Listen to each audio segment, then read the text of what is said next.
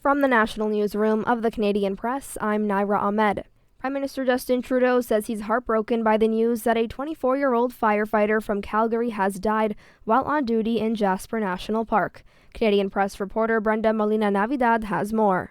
Trudeau's condolences are among many being posted to social media about the Alberta Wildland Fire employee, who police say died after being seriously injured by a falling tree while fighting an active blaze north of Jasper.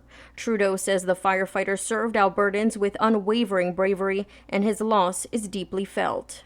Following the firefighter's death, Jasper residents whose homes were damaged or destroyed by an out-of-control wildfire now have to wait until Monday to view the devastation in person. Alberta's Minister of Public Safety says bus tours of the community that were scheduled to begin today have been postponed 24 hours out of respect for the family, crew, and all those impacted by the tragedy. Meanwhile, in British Columbia, 16 properties in the Princeton area have been issued an evacuation order due to an out-of-control wildfire nearby. The BC Wildfire Service says it is preparing for increased lightning activity across much of the province's Cariboo, Okanagan, and Southeast regions, expecting more lightning-triggered blazes over the coming days. Officials say there are over 300 active fires across the province. Abroad, Israeli Prime Minister Benjamin Netanyahu says Israel is already in a multi-front war with Iran and its proxies, while the United States and allies prepare to defend Israel from an expected counterstrike and prevent an even more destructive regional conflict. White House National Security spokesman John Kirby.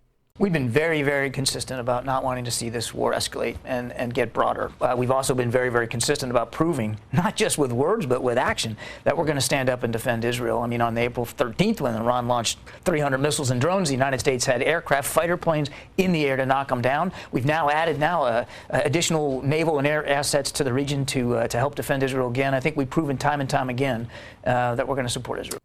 Tensions have soared after nearly 10 months of the latest war in the Gaza Strip and the killing last week of a senior Hezbollah commander in Lebanon and Hamas's top political leader in Iran. Global Affairs Canada is telling Canadians to avoid all travel to Israel because of the unpredictable security situation. In recent days, multiple Liberal MPs have called federal Conservative leader Pierre Poilievre weird on social media.